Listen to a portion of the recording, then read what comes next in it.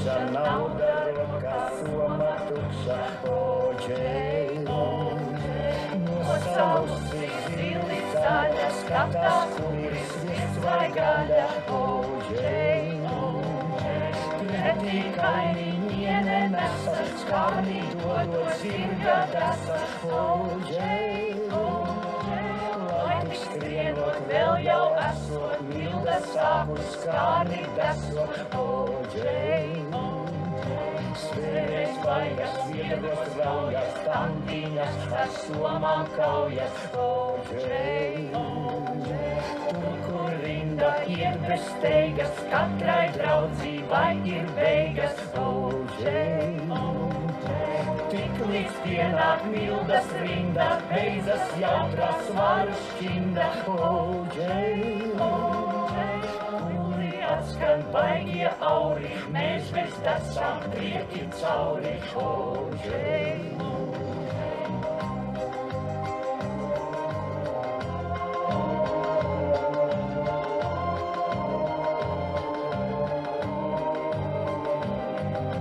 Gastronoma vista kārna, guļkā nostrādusi vārna, oģei. Milda pošņā to un cilā, kājas gražas, miesa zila, oģei. Pūkšņi kastur rauj no saules, milda nedod pretī kaujas, oģei. Atdal dura majā kura, neatdamsa mati dura, oģei. Apkārt saskrien nikna tauta, vista tiek pa daļām rauta, oģei. Katrs kaut ko izraut rauga, mildai paliek, dejam sprauga, oģei. Apkārt saskrien nikna tauta, vista tiek pa daļām rauta, oģei. Katrs kaut ko izraut rauga, mildai paliek, dejam sprauga, oģei.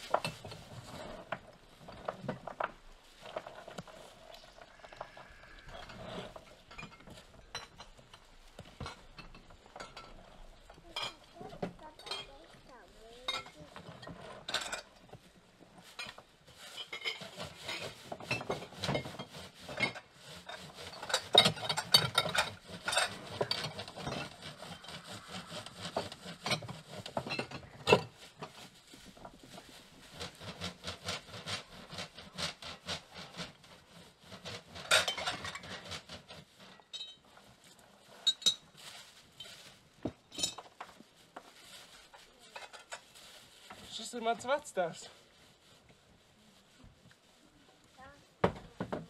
Īstajā vārdā viņu sauc par Gunti, taču krēslu biznesā viņa dēvē par Pēteri.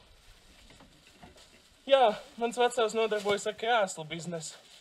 Kopš došanās pensijā viņš ir sev mūsu daudz dzīvokļu nama pagrabā ierīkojis noliktavu. Uz turieni viņš nes krēslus, ko viņš ir atradis tuvējos atkritumu laukumiņos.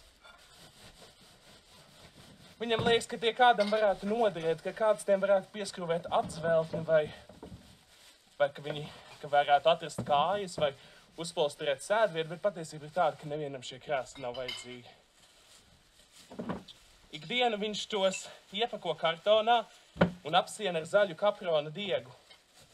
Pēc tam viņš tos nes uz tirgu. Tirgu viņš iepazīstas ar cilvēkiem, tos starp sievietēm. Cilvēki viņam prasa telefonu numuru, kāda dāma viņam paprasīja telefonu numuru, un viņš teica, ka viņu sauc par Pēteri. Tā viņš arī ieguva savu krēslu biznesa pseidonīmu.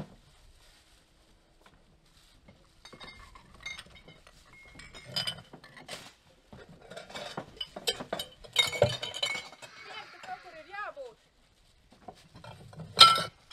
Es neesmu satikusi savu vectētiņu, bet viņam te kaut kur ir jābūt.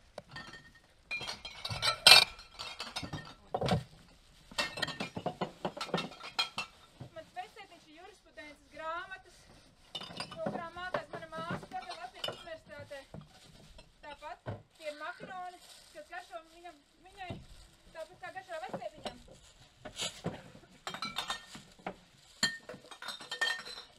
Tāpat tas ir teita rokraksts, kas ir tāds smalks ar lieliem burtiem, kas bija tāds pats kā vectētiņam.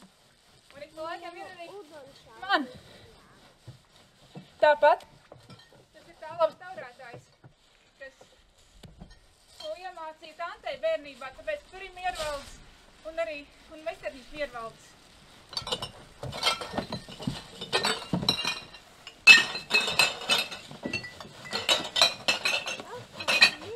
Un vēl mans vectētiņš ir mans deguns. Vecmāmiņa vienreiz paņēma ar pirkstu, nobrauca un teica, tāpat kā miervaldiņa.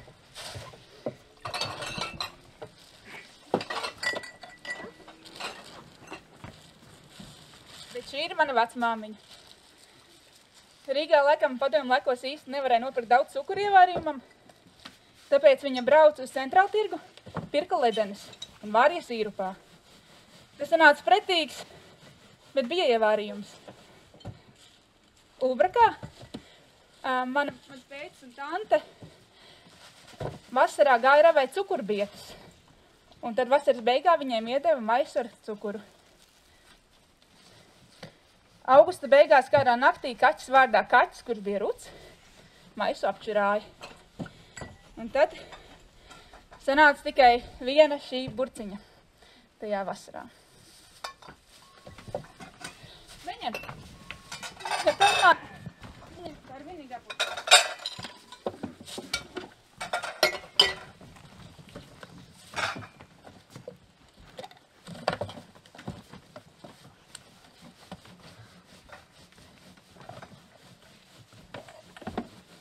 Ak, Dievs!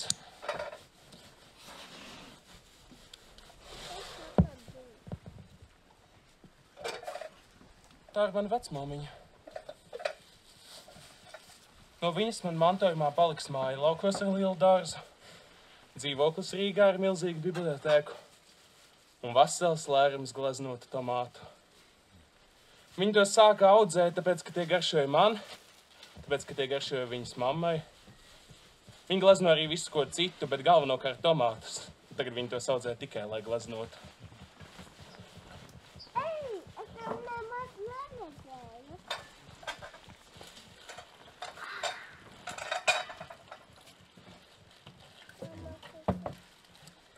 Šī ir mana vecmāmiņa.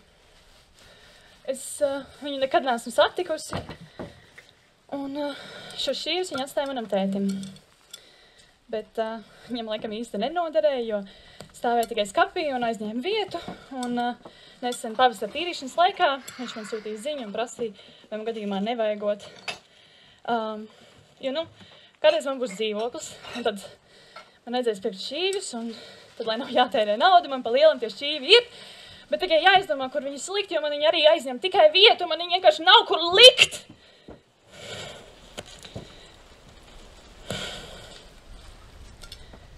Bet kā gan es varu izmest savu vecmāmiņu? Esiet sveicināti, dārgie dāmas un kungi! Ai, ai, ai, ai, ai. Ai, ai, ai. Šī gada Sīkstu izsolē. Mēs izsolīsim vairākus priekšmetus. Pirmā lieta - mans vecstāvu čības. Ar šīm te čībām mans vecstāvs stāvēja Baltijas ceļā. Sākuma cena 3 centi. Kurš solo vairāk? Aiziet. Nu, jā, jūs cik jūs solat? Cik? 10 centi. Kurš solo vairāk? Cik? 15 centi vienreizi, 15 centi divreizi. Cik? 1 eiro. Ļoti labi, 1 eiro vienreizi. Jā. Cik? 2 eiro, ļoti labi. Kurš solo vairāk? Jā, jūs tur. 5 eiro, ļoti labi, 5 eiro vienreizi, 5 eiro divreizi un pārdots. Tā.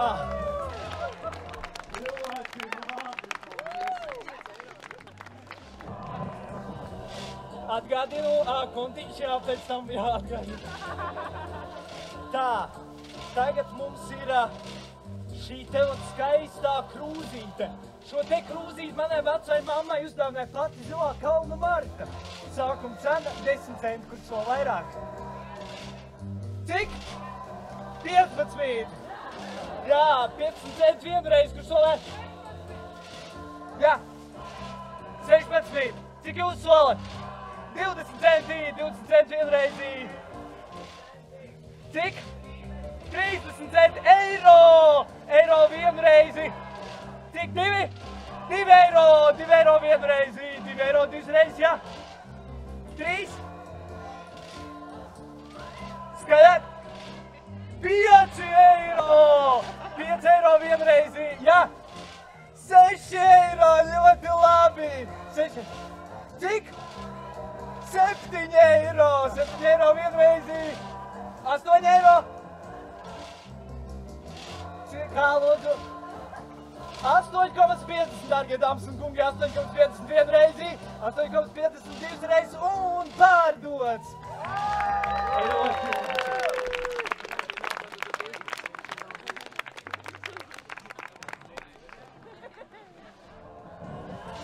Tā, un tagad. Jā, šie tevot saldēm trauciņi ar divas. Tos mani vecāki nozaga pirmajā saldējuma kafejnīcā Murjāņos pirms 20 gadiem. Sākuma cena 10 centi, kurš solo vairāk. 15 centi vienreizi, 15 centi divas reizes. 20 centi vienreizi, 20 centi. 30 centi vienreizi, jā. 40 centi vienreizi, 40 centi divas reizes. Un 50 centi. Jā, cik jūs solat? Jā, jūs. 10 eiro, dārgie dāmas un kungi. Dārgie dāmas un kungi, nu man šķiet, ka pārdots.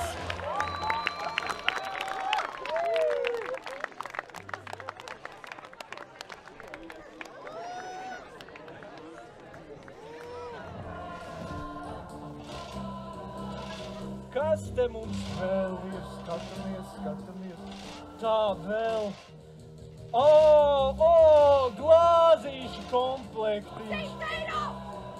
100 eiro, dārgie dāmas un kungi, tas ir pārdots. Starp citu, no tām glāzītēm man vecmāmiņa dzēra ar pašu Gorbačovu. Tā, vēl viena krūzīte un saldējuma trauciņš. Ar šiem tevot saldējuma trauciņiem un krūzītes man vecmāmiņa dzēra, kad uzsnētalās visu neatkarības atjaunošanu.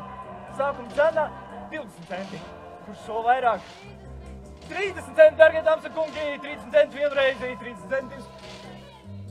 50 solo 3 skaistas dāmas. Cik? Eiro, dārgie dāmas un kungi, eiro vienreizi, eiro 2 eiro vienreizi. 2 eiro divreizi. Cik? 2,50 vienreizi, 2,50 reizi. Cik? 3 eiro, dārgie dāmas un kungi, 3 eiro vienreizi. 5 eiro, dārgie dāmas un kungi, 5 eiro vienreizi, 5 eiro divreizi. Un 6 eiro, dārgie dāmas un kungi, 6 eiro vienreizi, 6 eiro divreizi. Un pārdots. Paldies jums liels. Tā, skatāmies, kas te vēl mums ir. Nu, dārgie dāmas un kungi, šī tevot krūzīte. Šo tevot krūzīti mana vecmāmiņa atrada savās mājās, kur bija pārdevis barons von Levenšteins, tagad viņš bija repatriējies atpakaļ uz Vāciju 30. gados. Sākuma cena 5 centi, kur soli vairāk. Cik? 50? 50 centi, dārgie dāmas un kungi, 50 centi vienreiz. 1 eiro, dārgie dāmas un kungi, 1 eiro vienreizi, 1 eiro divas reizes. Un cik? 2 eiro, dārgie dāmas un kungi, 2 eiro vienreizi, 2 eiro divas reizes. Un 3 eiro. Jā. Cik? 4? 5 eiro, dārgie dāmas un kungi, 6 eiro, dārgie dāmas un kungi, 6 eiro vienreizi, 6 eiro, 7 eiro, dārgie dāmas un kungi, 7 eiro vienreizi, 7 eiro divas reizes, 8 eiro, es te redzu 8 eiro, 8 eiro, dārgie dāmas un kungi, 8 eiro vienreizi, 8 eiro divas reizes, 10 eiro, dārgie dāmas un kungi, 10 eiro vienreizi, 10 eiro divas reizes, un 11 eiro, dārgie dāmas un kungi, 11 eiro divas reizes, un cik? 13 eiro, 15, cik?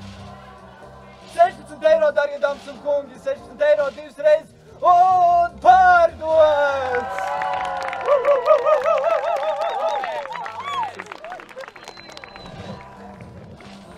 Es jums atgādinu, ir konkurss, paldies jums.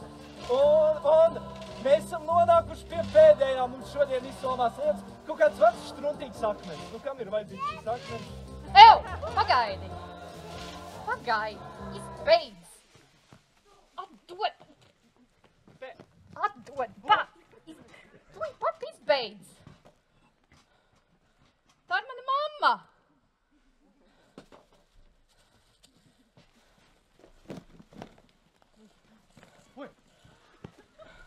Visu labi, dārgie dāmas un kungi!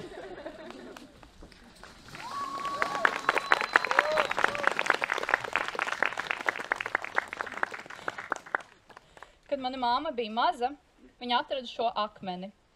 Un tas viņai tik ļoti patika, ka dienā viņa to lakoja ar nagu laku. Un tad, kad akmens bija nolakots, tas kļuva pārāk lipīgs. Un tad viņi to tīrīja ar acetonu. Un tad lakoja vēlreiz, un vēlreiz, un vēlreiz, līdz akmens spīdīgums beidzot manu māmu apmierināja. Šo akmeni es atradu Omas dzīvoklī. Manai mammai ar Omu vienmēr bija sarežģītas attiecības, bet neskapēc mana Oma saglabāja šo akmeni 35 gadus.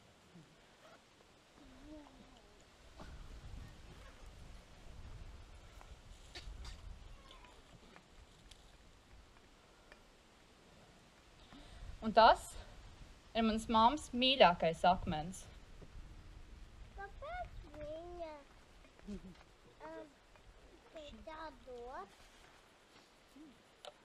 Tā?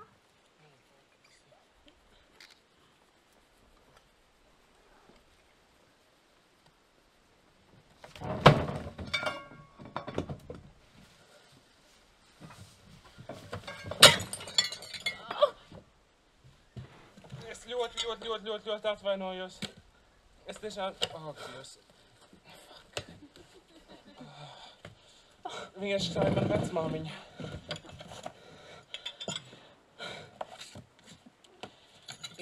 Mēs ar viņu neesam lāgā pazīstami, bet viņa reiz pusgadā atbrauc ciemos, un tad viņa man uzdāvina kādu no savām grāmatām.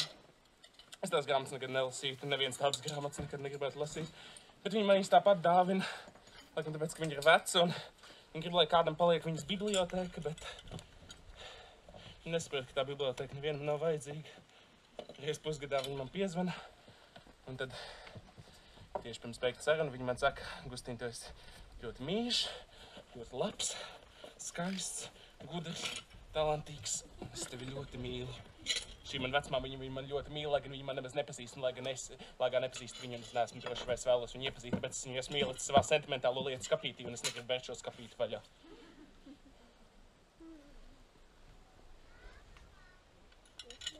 Labi tev.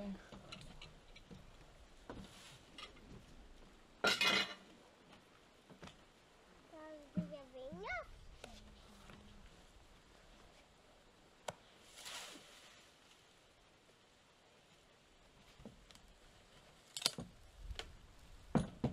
Šķīvīši. Uzdedzinājās tas šķīvīši.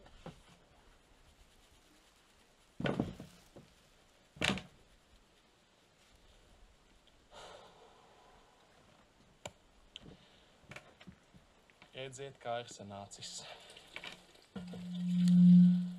Šis ir mans vectēvs. Mans trešais vectēvs. Ne Guntis, ne Pēteris, cits vectēvs. Es šo vectēvu pēdējo reizi satiku pirms 3 gadiem, bet mēs kopš tā laika neesam tikušies ne jau tāpēc, ka viņš būtu miris. Nē. Tur ir cits iemesls. Tas ir vienkārši tāpēc, ka tā ir. Un par šo vectēvu es zinu tikai to, ka viņš visu laiku rezidēja savā kabinetā, un šajā kabinetā es esmu ielūrējis tikai pa durvis šķirbiņu. Un kad mēs bērnībā braucām tur ciemos, katrs no ģimenes vīriešiem tur tika iesaukts uz sarunu divatā. Es nezinu, par ko bija šīs sarunas. Es tikai zinu, ka visticamāk man šādas sarunas nekad nebūs, jo mans vectēvs ir Ļeņins. Viņš guļ mūžam dzīves savā mauzolejā. Un es neesmu drošs, ka kāds man pateikt, ja viņš tiešām arī ņemtu un nospirāktu.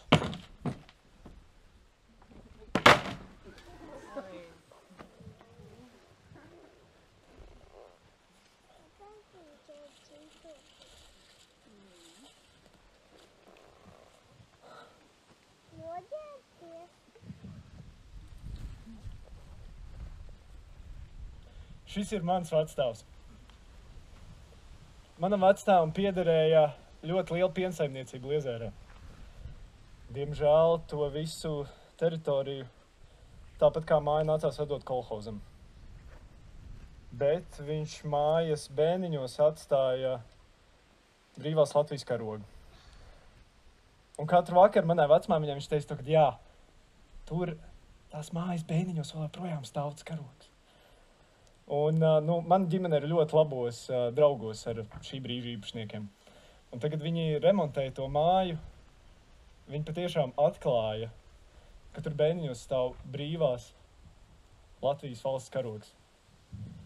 Nu, tagad viņš putekļains un kožu saēsts stāv manā saldātavā.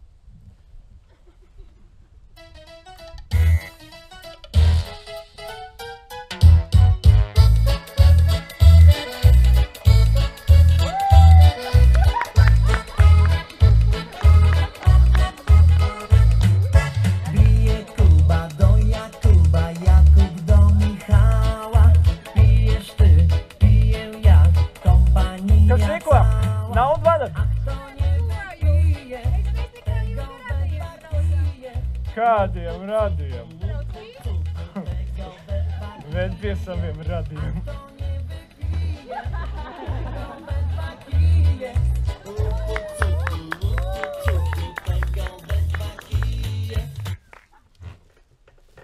Es savai vecmāmiņai dzenos pa pēdām. Varbūt viņa nekrāja servīzes vai burciņas, taču viņa krāja stāstus, kurus viņa tur aizslēgts aiz 9 atslēgām. Savukārt es tos krāju. Jaunībā gan. Viņa medīja zeltu. Katru reizi, kad tautā runas paklīduši par to, ka zeltam drīz vērtība celšoties, viņa, kā jau daudzi, devās no rīta uz veikalu to iepirkt. Kamēr citi līduši pār viens otru mugurām, viņa pavisam veikli izslīdējusi gar maliņu.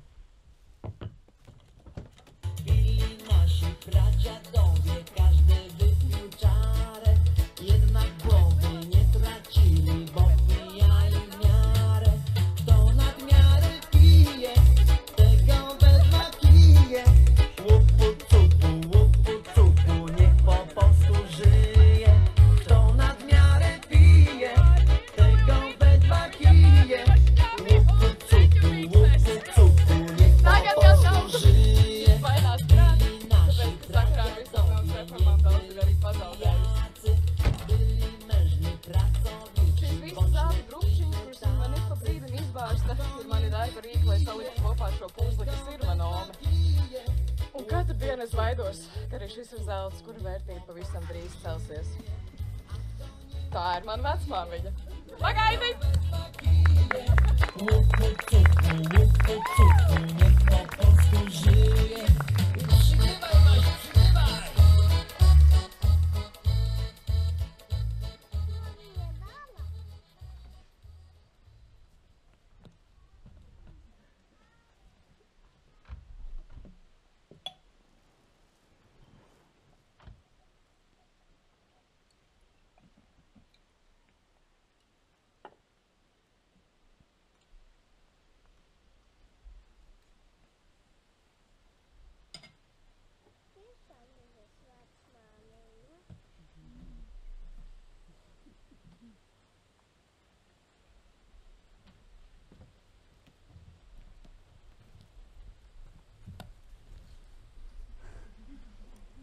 Priekā. Nu, zini, ko, mīļā labā? Gaisa, tādas publikas priekšā būs skandāls. Nekas, nekas.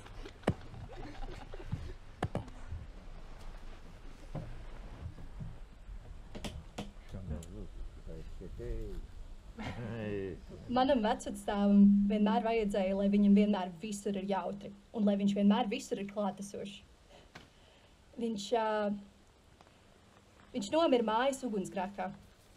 Nejauši zobos atstāta cigarete, viņam dzērumā bija izlidojusi un tā viss dzīvoklis vienkārši aizgāja liesmās. Un tā mana vecmāmiņa zaudēja savu vīru, bet mana vecmāmiņa savu tēvu. Un kaut kā viņas sadzīvoja tomēr ar šo, jo viņš nebija viņām pazudis pavisam. Redziet, viņš manai vecvecmāmiņai un vecmāmiņai bija nodevis savu jautrības gēnu.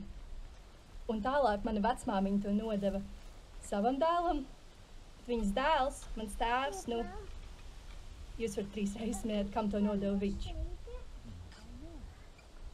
Ir grūti nemeklēt savus radiniekus viņu grēkos, ka tas ir principā vienīgais, ko viņi uzskata par pieminēšanas vērtu. Un es agrāk vēlējos, ka man būtu mantojumā atstātas glāzes vai šķīvi vai kaut kas tāds, ko es varētu vienkārši izmest miskastē vai sadalzīt lauskās. Un tad es sapratu to, ka es vienkārši mācīšos viņus mīlēt un viņiem piedot. Un pat ja manī šis jautrības gēns ir, es centīšos tālāk to nenodot.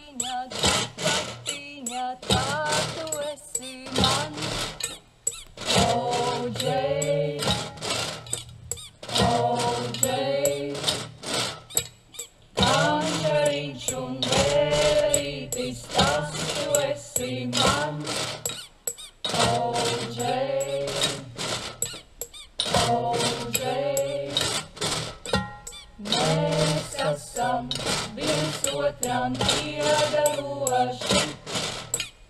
OJ, OJ, nevienam tevi neatdošu, nevienam tevi neatdošu. OJ,